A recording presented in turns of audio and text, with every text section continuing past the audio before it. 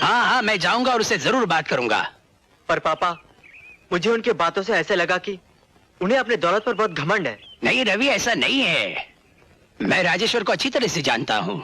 जितना वो पैसे से अमीर है उतना दिल से भी अमीर है। फिर उन्होंने मुझसे रूखेपन से क्यों बात की? तुमने उन्हें बताया नहीं होगा कि तुम मेरे क्या हो। अब मैं उन्हें बताऊंगा तुम मेरे लय पालक बेटे हो। वो कभी इनकार नहीं करेगा। शेठ जी, शेठ जी, शेठ जी। अश्विनी, नमस्कार। बहुत खुश नजर आ रहे हो। बात क्या है? बस यूं ही सोच रहा था, चलाया। अब देखिए ना सेठ जी, आपकी बेटी शादी के काबिल हो चुकी है। अब ये वो जुदाई है जिसका सदमा आपको बर्दाश्त करना पड़ेगा। सुमन के लिए कोई लड़का देखा है तुमने? जी, उसका नाम है रवि। आपसे मिल भी चुका है, जरा याद कीजिए। अच्छा अच्छा अच्छा अच्छा, तुम उस लड़के की बात कर रहे हो जो सुमन की ही क्लास में पढ़ता है? हाँ। अच्छा है। किसका लड़का है वो? किसी अच्छे खानदान से ताल्लुक रखता होगा। उसे हमने अपनी गोद में सहलाया और उसकी तमाम परवरिश हमारे हाथों से हुई। खून का रिश्ता तो नहीं, लेकिन एक बाप और बेटे का गहरा रिश्ता रहा है। उसके माँ बाप कौन, उसका खानदान क्या, ना तो वो जानता है और ना ही हम खुद जानते हैं। ओह, तो यूं कहो कि वो लावारिस है। ये तो आप कह सकते हैं, हम नहीं। मेरी बहन को जवां मौत देने वाला भी एक लावारिस ही रहा है अश्विनी। तब से मुझे लावारिस लोगों से नफरत और दुश्मनी है। ये जानते हुए भी तुम ये रिश्ता लेकर मेरे पास चले आए। वो बड़ा नेक लड़का है, उसमें दिए हुए हमारे संस्कार हैं। मुझे अपने उसूलों से समझौता करने के लिए मजबूर मत करो। ये तुम हो अश्विनी जो मैंने बर्दाश्त कर लिया है, क्योंकि मैं बरसों पहले तुम्हारे किए गए एहसान के नीचे दबा हुआ, और शायद उसी एहसान की याद दिलाने के लिए तुमने आज ये जुर्रत की है। बोलो, तुम्हें उस एहसान की क्या कीमत चाहिए? कीमत?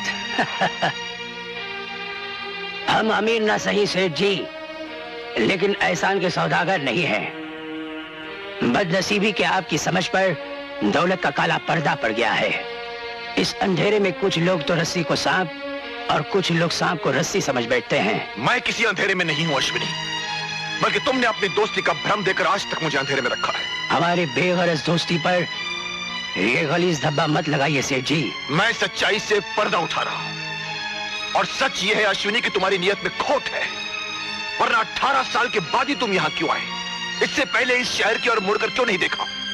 दरअसल तुम 18 साल तक फसल के पकने का इंतजार करते रहे, और जब फसल पककर तैयार हो गई तो किसी जमींदार की तरह लगान वसूल करने तुम यहां चले आए। बोलो बोलो अश्विनी, क्या चाहिए तुम्हें? कितनी कीमत चाहिए तुम्हें उस हरामजादे को मेरी सुमन से दूर रखने के लिए? ये गाली तुमने हमें दी है, रवि को नहीं दी राजेश्वर। ओह, तो सेठ जी से राजेश्वर पर तुम आ ही गए। तो सुनो अश्विनी, मेरे गुलिस्तान की कली को तुम देख तो सकते हो, उसे तोड़कर नहीं ले जा सकते। एक नजर अपने आप पे डालो और फिर अपने पैरों पर घूमकर मेरे बंगले को देखो और मुझे बताओ, क्या इसी दिन के लिए मैंने अपने सुमन को हर दुख हर तकलीफ से दूर रखा कि किसी भिखमंगे लावारिस के हाथों उसे सौंप दूं, ताकि वो मेरी दौलत को नाजायज रास्ते पर लुटा दे, ताकि सुमन का भी वही हाल हो जो मेरी बहन का हुआ था? नहीं अश्विनी, नहीं। अब वो गलती मैं दोबारा नहीं होने दूंगा। तुम समझते हो राजेश्वर कि अमीर आदमी ही खानदानी बनता है? रुपया अरे रुपया तो हाथों का मैल है। हमने कभी सोचा नहीं अपने हाथों को इससे गलीज करने का, लेकिन आज तुमने हमें मजबूर कर दिया है कि एक दिन हम भी दौलत और रुपयों की घिनौनी दीवार तुम्हारे सामने ला खड़ी करेंगे और उसके पर्दे में तुम खो जाओगे। अश्विनी, तुमने हमारी आन को ललकारा है। अरे तुम गरीब लोग क्या जानो कि शान क्या होती है और आन क्या होती है। वैसे भी अपनी शान को बचाने की ताकत है मुझ में। अश्विनी, तुम्हारे इरादों को मिटाकर मैं तुम्हें अपनी दौलत के आगे झुकने पर मजबूर कर दूंगा, ये मेरी जिद रहेगी। राजेश्वर, तुम्हारी ये जिद, तुम्हारी ये दौलत, तुम्हारा सब कुछ हमारे बढ़ते हुए कदमों तले रौंदा जाएगा। इंतजार करो।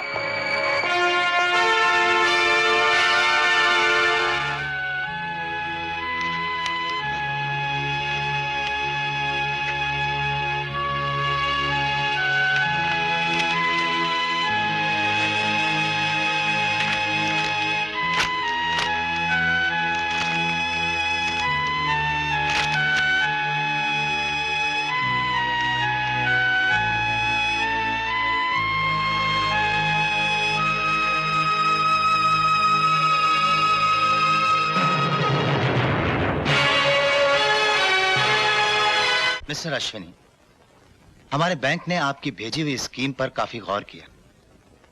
आपने अपने पोल्ट्री फार्म की जो कीमत 15 लाख दिखाई है वो सिक्योरिटी के लिए काफी नहीं है। 15 बरस पहले हमने एक मुर्गा और मुर्गी खरीदे थे और अंडे इकट्ठा करते करते आज हम 2 लाख परिंदों के मालिक हैं।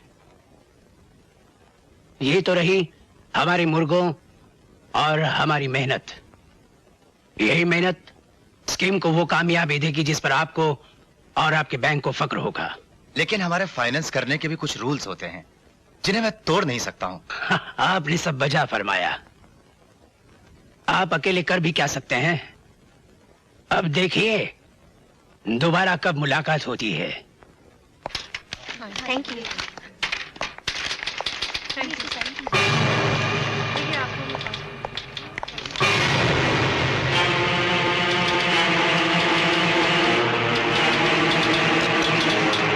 Hello, police police station.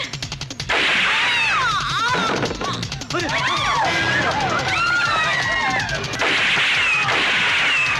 भी अपनी जगह से नहीं हिलेगा।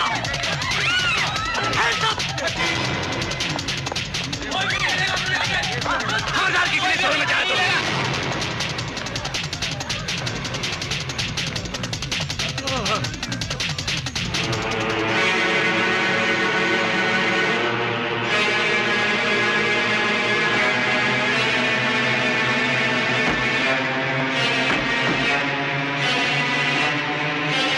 सारा कैश मेरे हवाले कर दो।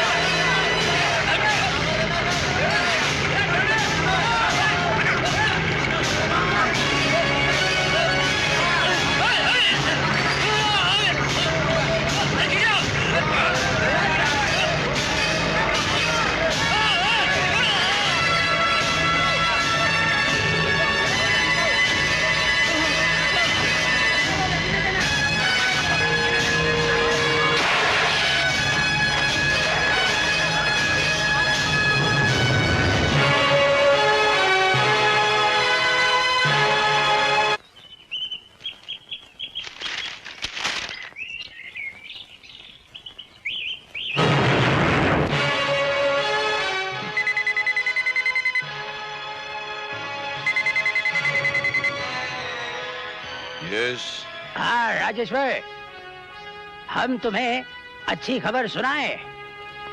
हम 50 लाख के आदमी बन गए हैं। तुमने आज का अखबार पढ़ा होगा। कहते हैं ना, अगर ऊंट से दोस्ती करनी हो तो अपना दरवाजा जरा ऊंचा कर लेना चाहिए।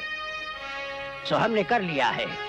अब तुम सुमन की शादी की तैयारियां करो।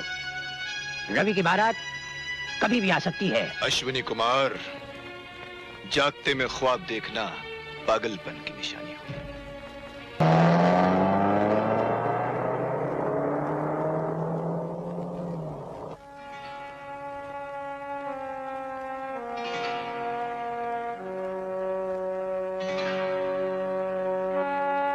मौसा जी, इस तरह चुपचाप बैठे रहने से कोई फायदा नहीं। कुछ ना कुछ करना होगा, वरना आप मुंह पीटते रह जाएंगे। एक बात बोलूं, रवि और सुमन को अलग कर देते हैं। उन दोनों में प्यार अपने आप खत्म हो जाएगा। इंग्लिश नहीं लाडले, नहीं। ये काम उतना आसान नहीं है जितना कि तुम समझ रहे हो। सुमन को मैं अच्छी तरह से जानता हूं, बहुत जिद्दी है वो। मौसा जी, मेरा नाम लाडला है। मैं लाड़ प्यार से पुचकार कर सुमन को आंटी अंकल के यहां कठमंदूर ले जाता हूं। है ना इंग्लिश?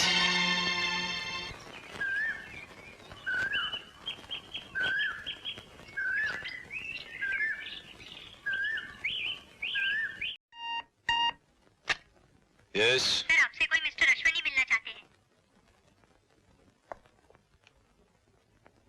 भाई, हम वही पुराने अश्विनी कुमार हैं, कोई अश्विनी नहीं।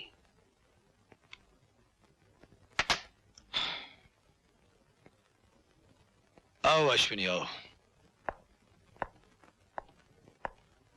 दुनिया के बड़े रंग है राजेश्वर, बहुत बहुत मजेदार। एक ये कि अब हम भी एक बड़ी शिपिंग कंपनी खोलने वाले हैं। और तकदीर के चक्कर देखो, तुम्हारे ऑफिस के ठीक ऑपोजिट वाली बिल्डिंग में ही हमारा ऑफिस तैयार हुआ है।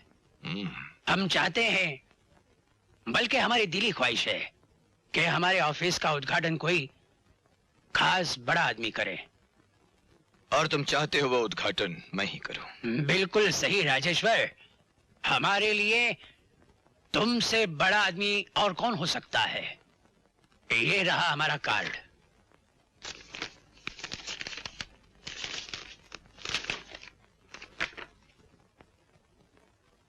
क्या अच्छा नहीं लगा? अश्विनी, अगर तुम ये समझ रहे हो कि तुम्हारी इस छोटी सी कामयाबी से मैं जल गया हूं, तो तुम गलत समझ रहे हो। मैं ये उद्घाटन जरूर करूंगा।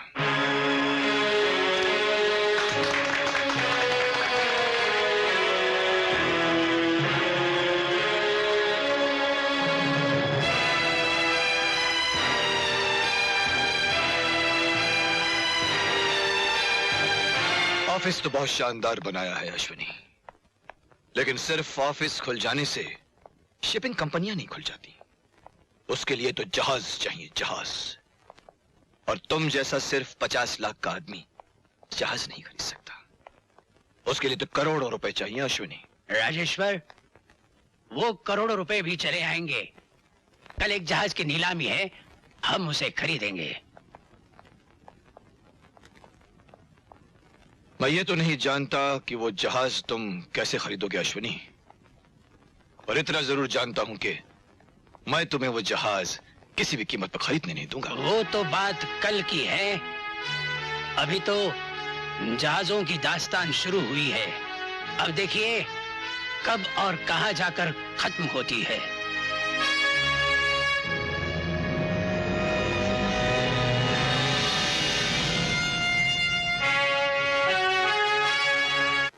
जेंटलमैन, आप लोग यहां सूर्या जहाज को खरीदने के लिए जमा हुए हैं। जहाज तो आपने देख ही लिया होगा। इस जहाज को खरीदने के बाद आपको लगेगा कि आपने सोने को मिट्टी के भाव खरीद लिया है। हाँ तो जेंटलमैन, बोली शुरू होगी 2 करोड़ रुपए से। 2 करोड़, 2 करोड़ 2 लाख, 2 करोड़ 5 लाख, 2 करोड़ 10 लाख, 2 करोड़ 20 लाख, 2 करोड़ 50 लाख, 3 करोड़, 3 करोड़ 1, 3 करोड़ 2, 10 करोड़,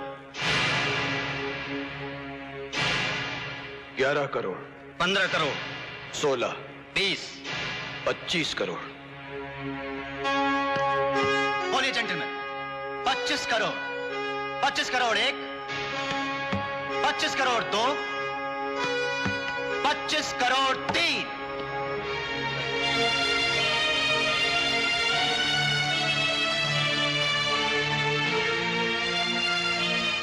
आइए राजेश्वर साहब, कागजी कार्रवाई पूरी करें।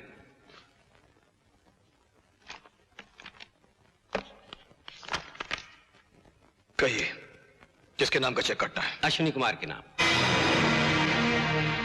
कौन अश्विनी? अश्विनी शिपिंग कंपनी के मालिक।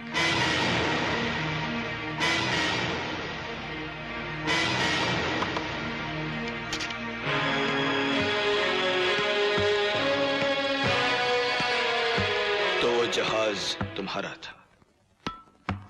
मैं पूछ रहा हूं कि वो जहाज तुम्हारा था? उसे हमने भंगार की नीलामी में खरीदा था। अपनी अक्ल और दानिशमंदी की ताकत से हमने उसके थके हुए जिस्म को एक नजर फरेब तन बदन दिया और उसके आगे तुम्हारा सर झुक गया और तुमने कीमत भरी 25 करोड़। 25 करोड़। तुमने कहा था राजेश्वर कि वक्त तुम्हारे जेब में है। तुम भूल गए थे कि ऐसी वक्ती जेबें कभी कभी कट भी जाया करती हैं। राजेश्वर, तुम जैसे जाहिलों की मंजिल सवाए तबाही के और हो भी क्या सकती है। हमें बहुत अफसोस होगा राजेश्वर, बहुत अफसोस होगा।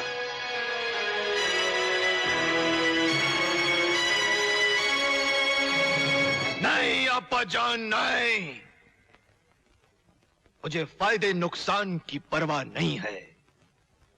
परवाह है तो इस बात की, आज मेरी जीत कर भी हार हुई। ये मेरी जिंदगी की पहली हार है अब्बाजान, और मैं इस हार को नहीं भूल सकता। अपनी इस हार के जिम्मेदार तुम खुद हो राजेश्वर बाबू, क्योंकि ना तुम अपने असूलों पर अड़े रहते और ना अश्विनी कुमार तुमसे बड़ा बनने की कसम खाता। उसने मुझसे बड़ा बनने की कसम खाई है तो क्या वो मुझसे बड़ा बन जाएगा? मुझसे? राज उसकी जीत हुई है तो क्या वो बार बार जीतेगा? नहीं अब्बाजान, नहीं। ये एक इत्तेफाक है और मैं ये इत्तेफाक दोबारा नहीं होने दूंगा। तुम शराब के नशे में जज्बाती हो रहे हो।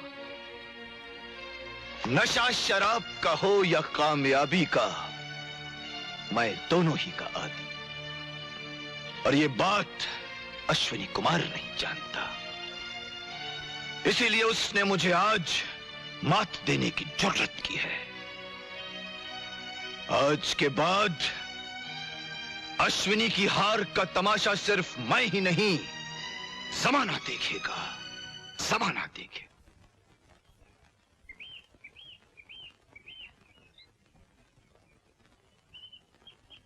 अरे क्या मुंह लटका है बैठे हो बच्चे? बड़े उखड़े उखड़े नजर आ रहे हो। अरे अपने पापा से खामोशी कैसी? क्या कहूं पापा? पापा से नहीं कहोगे तो क्या दीवारों से कहोगे? बात तो सुमन की है, मुझे बताए बगैर ना जाने कहां चली गई। कई बार उसे फोन किया, हर समय उल्टा सीधा जवाब मिला। मेरे बच्चे, ये इश्क के सौदे हैं, इसमें काफी धक्कम-पेल होती है। जरा सब्र से काम लो, आखिर जाएगी कहां? घूम फिर कर तुम्हारे पास ही तो आएगी।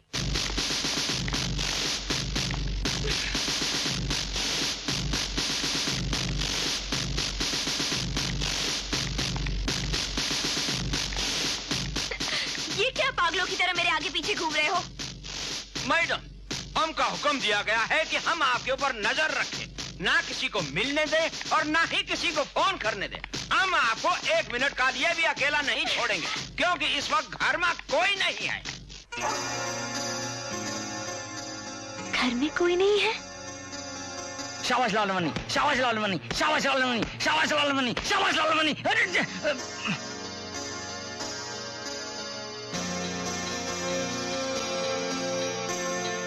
कृपाल जी। जी आप शाहरुख खान के कोई रिश्तेदार है क्या? नहीं तो क्या? आपकी शक्ल बिल्कुल उससे मिलती है। मैडम, आप हमको जितना भी मस्का मारना चाहे मार लें, लेकिन हम आपको अकेला नहीं छोड़ेंगे। ठीक है, मैं कहाँ जा रही हूँ? अच्छा एक बात बताओ, आप फिल्मों में आना चाहते हैं क्या? अरे कहाँ बताएं मैडम, हम यहाँ हीरो बनने आए थे और चौकीदार बन गए। ओहो, बहुत अफसोस की बात है। कुछ एक्टिंग कर लेते हो? अरे हमने स्कूल में बहुत एक्टिंग किया है, अकबर का, शरीफ फरहाद का। अच्छा मैं आपको एक सिचुएशन दूं, आप करेंगे? अरे बोलो ना। ठीक है। सोचो आप एक लड़की से प्यार करते हैं और उसका बाप का नाम लालवानी है और वो गंजा है और वो नहीं चाहता कि उसकी बेटी से आपकी शादी हो। अरे बस, हम सब समझ गए हैं। हम ऐसी एक्टिंग करेंगे कि आप शाहरुख खान को भूल जाएंगे, छुट्टी कर देंगे उसकी छुट्टी। तो फिर शुरू करें? लेकिन थोड़ी ऊंची आवाज में। अरे गला फाड़ के बोलेंगे हम। एक्शन। अबे ओ गंजे लालवानी! हरामजादे, तुम क्या समझता है अपने आप को? हमको किसी का डर नहीं, पर तोरा अंजाम बहुत बुरा होगा।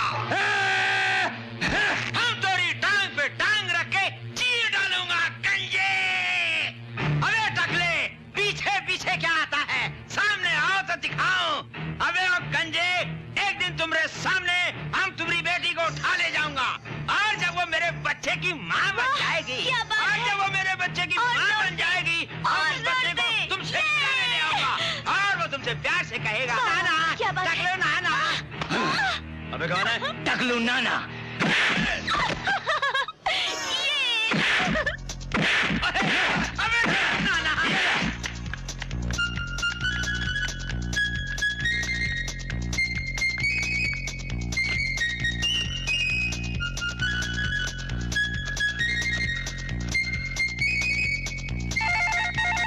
हेलो, मैं सुमन बोल रही हूँ। रवि को जल्दी बुलाओ। सर आज का अखबार पढ़ा आपने जिसमें गवर्नमेंट ने डॉक के बिल्कुल करीब वाली जमीन की सेल के लिए टेंडर जारी किया है? Yes sir. और वह जमीन हर कीमत पर अश्विनी कुमार खरीदना चाहता है और वहां एक 5 स्टार होटल भी बनाना चाहता है। यही कहना चाहते हो ना तुम? Yes sir. श्रीवास्तव, वो जमीन हमारी होगी और वहां 5 स्टार होटल भी हमारा ही बनेगा। मालूम सिर्फ इतना ही करना है कि अश्विनी कुमार टेंडर में क्या कीमत कोट करेगा। 10 करोड़। 10 करोड़ कीमत कोट की है मिस्टर अश्विनी कुमार ने, और आप ये जमीन 6 करोड़ में हासिल करना चाहते हैं? ये कैसे मुमकिन हो सकता है मिस्टर राजेश्वर? ये सोचना आपका काम है मिस्टर सूरी, और ये रही आपकी सोचने की कीमत।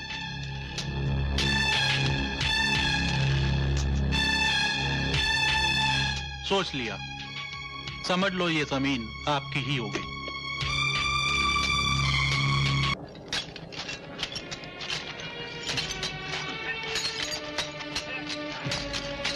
राजेश्वर साहब, आपने इस जमीन को खरीदकर एक तीर से 2 शिकार किए। एक तो अश्विनी कुमार को मात दे दी, दूसरी सोने जैसी जमीन मिट्टी के भाव खरीद ली।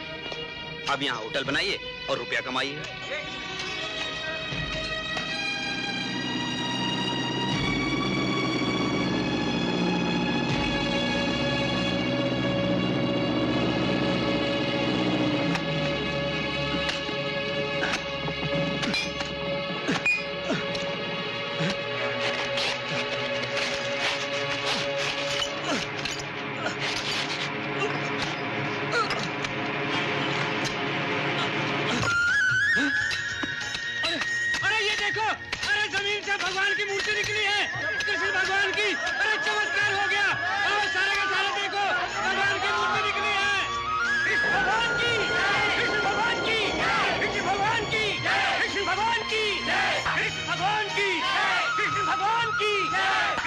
भगवान की। क्या हो रहा है ये सब? क्या हो रहा है ये सब? उठा के इस मूर्ति को मंदिर में रखो और काम शुरू करो। साहब काम कैसे शुरू होगा? यहाँ होटल की जगह मंदिर बनना चाहिए। क्या बकवास कर रहे हो तुम? ये जमीन मैंने होटल बनाने के लिए खरीदी है, मंदिर बनाने के लिए नहीं। यहाँ पर किसी हालत में होटल नहीं बनेगा और ना ही तो काम करेगा। अगर यहाँ मंदिर नहीं बना तो हम सब भूख हड़ताल कर देंगे। भगवान की भगवान की। वकील साहब, ये साफ साफ किसी की चाल लगती है। जमीन से इस तरह से मूर्तियां नहीं निकला करती। ये मेरे होटल का काम रोकने के लिए किसी ने गहरी साजिश की है। और आप उस साजिश को नाकाम करने के लिए जितना भी पैसा बहाना चाहो, मुझे उसकी परवाह नहीं। मुझे मेरी जमीन क्लियर चाहिए। Got it? राजेश्वर साहब, ये धर्म का मामला है, मैं इसमें कुछ नहीं कर सकता। और आप अगर मेरी राय माने तो वहां मंदिर बनवा ही दीजिए। Shut up! अगर आप कुछ नहीं कर सकते तो वकील किस काम के हो? फीस किस बात की लेते हैं आप? और देखिए, ये मुझे धर्म के बारे में मशवरा देने की कोशिश मत कीजिए। मैं जो कुछ कह रहा हूं उसे ध्यान से सुनिए। मुझे वहां होटल हर कीमत पर बनाना है, इसलिए आप मेरी जमीन क्लियर करवा दीजिए।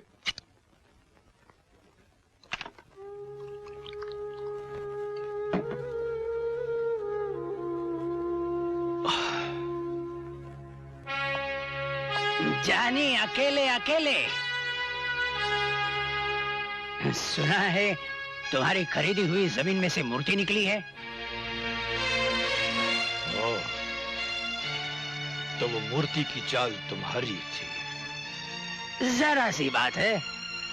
मेरे करोड़ों रुपए बर्बाद हो गए और तुम कहते हो कि जरा सी बात है। तुमने रिश्वत देकर हमारे 10 करोड़ का टेंडर कैंसिल करवा दिया। राजेश्वर, कौवे के चोंच मारने से पहाड़ नहीं टूटता। मैंने कोई रिश्वत नहीं दी। तुम बकवास कर रहे हो। हम तो गीत गा रहे हैं। जिसने रिश्वत ली थी उसे एंटी करप्शन उठाकर ले जा चुकी है। क्या? जी, अब हम आए हैं तुम्हें मुबारकबाद देने। अब वहाँ मंदिर बनेगा, मंदिर, होटल नहीं बनेगा। इसे बच्चों का खेल मत समझो अश्विनी। इतनी आसानी से मैं वो जमीन नहीं जाने दूंगा। मैं कोर्ट कचहरी जाऊंगा और वहां पर होटल बना कर ही रहूंगा। राजेश्वर, तुम जैसे लोग रिश्वतखोरी को जन्म देते हैं। तुम जैसे लोग, उनकी आंखों पर काला पर्दा पड़ा है। वो इस देश में सूरज की रोशनी को कभी पूरा चमकने नहीं देंगे। ये देशभक्ति के लेक्चर छोड़ो अश्विनी और अंजाम की सोचो, अंजाम की। मैं तुम्हें उसी सड़क पर ले आऊंगा जहां से तुम उठे थे। भूलो मत भैया, वो आसमान वाला कभी कभी हमारे जैसे लोगों के जरिए इस धरती को झांक लेता है, वरना चारों तरफ अंधेरा ही अंधेरा छा जाता।